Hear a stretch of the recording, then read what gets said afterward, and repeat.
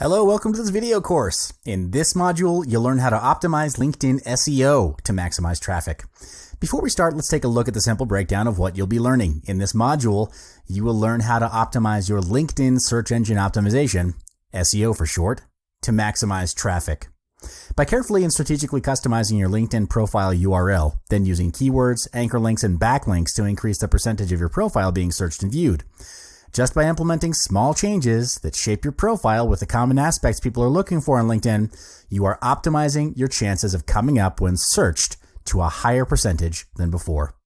First up, customizing your profile. Hello, welcome to this video course. In this module, you'll learn how to optimize LinkedIn SEO to maximize traffic.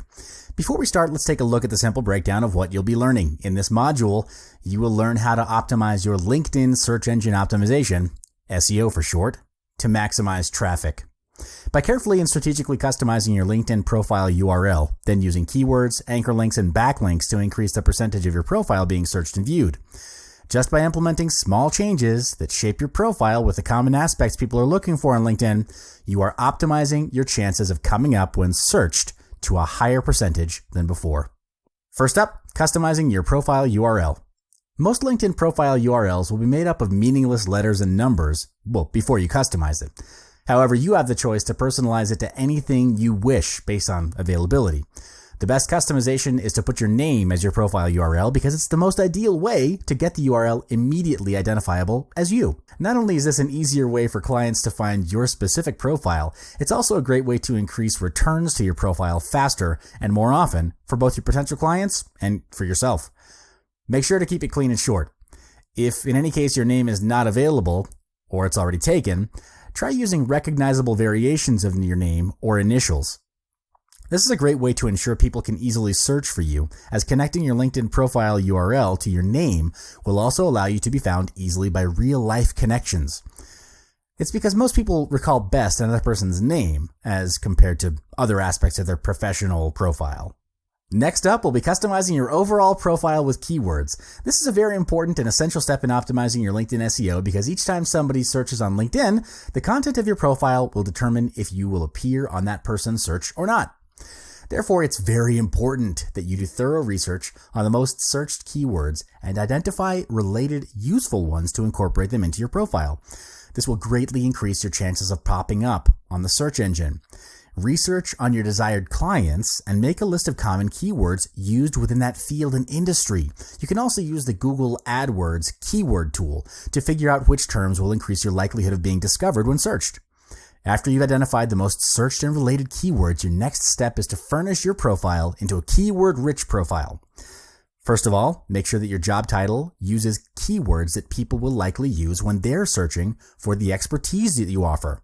For example, if you're an expert in copywriting, make sure the phrase copywriter appears in your job title. Be strategic with the content in your description. Make use of the keywords you've researched by incorporating them into your previous job descriptions, skills, and About Me section as much as possible. Pay special attention to strategically using keywords in the titles of your posts in order to optimize their chances of higher rankings. Secondly, instead of writing out full paragraphs on the details of your expertise or experience, use bullet point form to list them out. Make sure to incorporate a variety of relevant keywords. Formatting your descriptions with bullet points also makes your profile easier to read. Studies have shown that lengthy profile descriptions can be a pain to the eye and reduce the willingness of a reader to pursue the need to go through your profile. This means that people would rather skip your profile and go on to another one just because it's hard to read. Moving on, let's talk about anchor links and backlinks. Anchor links are links on a page that bring you to a specific place on that page. Anchor links can be helpful when you want to bring a website visitor to a specific spot on a long page. You can add up to 3 anchor links of your own website to your LinkedIn profile contact info section. This allows you to showcase a variety of work to potential clients that may be looking for different types of content. You can target a wide range of different clients by providing various references to your business. On the other hand, backlinks are incoming links to a web page. When a web page links to any other page, it's called a backlink. Insert backlinks to your profile page from your own personal website, be it a company site or your own personal blog. Whatever further showcases your experience and expertise. This will result in your LinkedIn profile ranking higher and therefore increase the chance of appearing in the top of the search results. When there are more options offered to others to find out more about your business, the amount of views that your LinkedIn profile gets will be increased as well. Therefore, your LinkedIn profile should have lots of unique content and be updated regularly. An easy way to keep the account fresh is to populate the profile with a stream of regular blog posts. Similar to Twitter, you can strengthen the profile by building up a list of credible connections.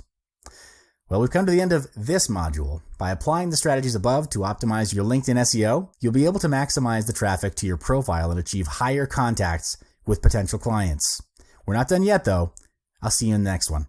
Hello there. In this module, I'll give you a walkthrough on creating your Facebook ad campaign. In the previous 3 modules, we covered on how to target your audience, how to build your Facebook pixel, and how to utilize Facebook video ads. Here, we'll go through the steps to get your Facebook ad campaign set up in no time. To start creating an ad on Facebook, log into your Facebook page and click on the top right corner and look for Create Ads section. First, you're required to choose the objective of your campaign. There are various marketing objectives that you can choose from, and each objective produces different results. For this tutorial, I'll be focusing on conversion objectives because it's where you want to encourage and persuade your audience to purchase your product or service. Sales means revenue, and that means profit. There are 3 subcategories that fall under the conversion objective. First, there are the conversions that help you get more visitors to use your site. Second, there's the product catalog sale that displays products from your product catalog based on your target audience. Third, there are store visits to promote multiple business locations to people who are nearby. Once you've selected an objective that's most relevant to your business, choose a conversion pixel or app event depending on what you want to track. Events are defined as sections that happen on your website, either as a result of Facebook adverts or organic reach. The event code allows you to track those actions and use them in your advertisement. Next is adding your custom audience. If you have a handle on who your target audience is, you can proceed to add in the details and go to the next step. If you haven't determined your target audience, you can use Facebook or Google Analytics to learn more about your current customers, including which searches lead them to your site and where they're located. Next section is choosing your ad placements, and you can select either automated placement or narrow down your ad placements. Placements means on which platform you'd like your ad to appear in. Ad placements that are available for advertising are Facebook desktop and mobile feeds, Facebook right column, Instagram, and Audience Network. If you're driving conversions to your site with Facebook ads, stick with Facebook desktop and mobile feeds. For budgeting, recommended spending is $50 if you're opting to drive conversions for 5 days. Each day, Facebook will take up to $10 per day towards advertising your ad. You don't necessarily have to go beyond $50 for Facebook ads because you want to test it out first before investing a higher amount. Test to find the right advert, and when you find that formula, then scale it up by investing more into the ad spend. Imagine investing $100 for your ads and the results aren't what you aim for. Running ads is all about testing, and you have to keep trying different variations of ads to get the right conversion for your target audience. Hello, welcome to this video course. In this video, you'll learn how to grow vast business connections. Before we start, let's take a look at the simple breakdown of what you'll be learning. I'll be guiding you through using LinkedIn groups to expand your network. You'll learn what a LinkedIn group is, why you should use it, how to join, how to identify a good group, and what to do after joining it. First of all, what is a LinkedIn group? LinkedIn groups consist of a pool of people with certain things in common. For example, location, expertise, industry, special skills, interests, and more. By correctly utilizing these groups, you widen your network effectively on a great scale. Joining relevant and useful LinkedIn groups will be your most essential tool for driving high converting leads. However, many do the common mistake of joining specific groups that are only related to their industry or expertise. Yes, it's probably the first thing that comes to your mind to join a group related to what your business is selling. However, this is not where you'll find your ideal clients. Rather, may I put it this way? You won't make the cut because the groups will be full of your peers and competitors. So unless you're outstandingly above your peers and competitors, it's best to survey and research closely on the groups you're planning to join. Aim for groups that have more demand than supply. That way you'll stand a better chance to gain interest from the group members. So how do you join a LinkedIn group anyway? To find groups, go to the search bar up here in your homepage. Hover over the icon that has 3 lines, select groups from the drop-down box. Then you can type in your keywords in the search bar to find your ideal group to engage with. You need to narrow down your search by adding a keyword that's relevant to your target market. If you're networking with business owners, simply add the word business or entrepreneurs. It'll help targeting your search to add a more ideal pool of prospects. So, how do you identify what is a good LinkedIn group? There's regular discussion going on. This goes to show that the group members are active and engaged. There will be potential clients in there because there's demand. The quality of discussions. Are the discussions in the group spam-like and not systematic, or is it full of discussions with useful content? This will help you identify if the group members are potential clients or not, as well as aiding you in researching what's in demand and if you can offer your expertise to engage with them. The most popular job function in the group is your target market. For example, you want to see business as the main function in the group statistics if you're targeting business owners. This should serve as an indication of a quality group when you search for a group to join. So what should you do to expand your network after you've joined a good LinkedIn group? Once you join a new group, reach out to the group admin and ask, what would you like to see more of in your group? Here are some questions you can ask the group admin and try to offer the group. For example, is there anything you can share to the group that can offer value to the group members? This action is a good approach that will display you as a beneficial addition to the group as you appear to be active in involvement. In the long run, some group admins will likely let you share a good deal of your content in their group. It's also important to spend at least a week just going through reading and commenting on other people's threads. This will help you build connections with your ideal prospects. In discovery of potential clients, you should also be making connection requests and sending them InMail, etc. Well, that's all for this module. The learnings of this module should help you gain larger and better business connections. You can refer to the previous module on ways to engage with targeted clients and apply on your effort to reach out for more connections through joining groups. I'll see you in the next one. Hello and welcome to this video course. In this module, you'll learn how to use Instagram ads to generate more leads. Before I start the chapter though, let's go through the outline of this tutorial, which is that you'll learn the types and formats of Instagram ads, and you'll learn about how to create ads that stand out. Businesses now have the option to not only increase brand awareness, but also to increase website visits and offline sales through Instagram ads. There are 3 types of sponsored Instagram ads: image, video, and carousel. All 3 include a clickable Learn More button that directs followers to your website. Image ads are single photos that tell a story through images. This ad format is what launched the world of Instagram ads. Advertisers have the option to create sponsored posts featuring a product or service offered. It also has the option to include a call to action that redirects to the appropriate page of the business website. These can include phrases such as shop now, install now, sign up, learn more, and so on.